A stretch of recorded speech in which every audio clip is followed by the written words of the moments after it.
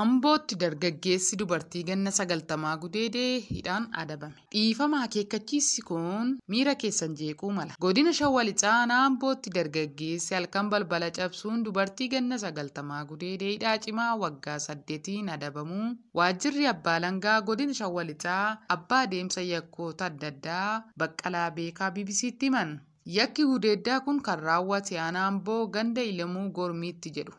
Tilmaamaan halkan keessaa sa'aatii 7 irratti ture. Namummaa keessaa gara ba'uutti deemaa jirra dhalli namaa jechuun haala hammaachaa dhufuu yakka gudeeddaatiin wal qabatu ibsu obbo Baqqalaan.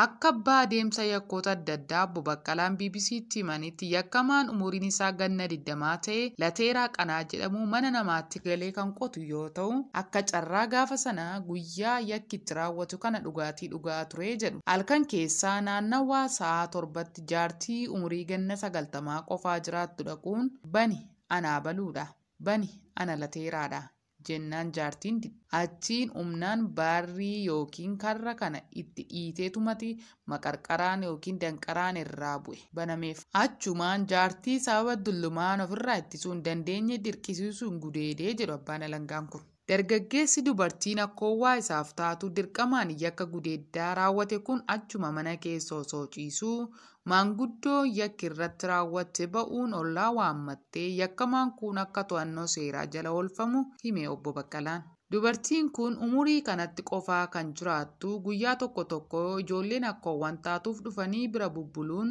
guyyaa yakki kun itti raawwate ammoo namni bira hin jiru kophaa isaanii turan jechuun haala ture ibsu abbaan alangaa kun.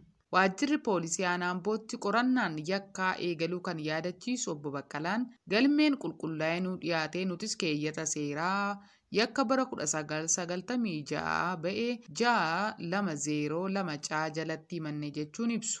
Manni murtii olaanaa godina Shawaa Lixaas dhaddacha bitootessa 13 bara 2016 oleen adabbii yakka cimaa kanneen biroos ni barsiisa jedhee yaadu hidhaa cimaa waggaa 8 akka itti murteesse abbaan adeemsa yakka godinichaa BBC'tti himan. Yaaddoo safuun cabuu taatee yakka gudeeddaa maanguddoo ganna 90 irratti raawwate adabbii mana murtii fi hawaasni maal gochuu akka qabu ilaalchisuun BBC'f ibsa kan kennan abbaan alangaa Baqqalaa yakki seera qofa otoo hin taane safuun Oromoollee cabeeraa jedhan. Dargaggeessi umuriin isaa ganna 20 ta'e maanguddoo umuriin ishee ganna 90 taate irratti yakka gudeeddaa raawwatamuu waan hin jirre akka ta'eeruun walumaa galatti akka godinichaatti yakki dirqiin gudeeduu yaaddessaa ta'aa dhufu obbo Baqqalaan himan. Safuun imaammata barnootaa keessallee galee akka baratamaa jiru kan kaasan abbaan alangaan kun gochoonni akka hawaasa saalfachiisoo ta'an yakka qofa osoo hin taane safuu hawaasaa cabsuun duudhaa gaarii duraan turellee balleessaa akka jirus dubbatan. Jaartii dulloomtuu kanarratti yakki akkasii raawwachuun qaanessaadha kan jedhan abbaan alangaa godinichaa hawaasni gara duudhaa isaa ganamaatti akka deebi'uu fi gochoon akkasii gaafa raawwataman immoo eeruu kennuun ragaa ba'uun qaamolee biraa akka dhaabbatan gorsan.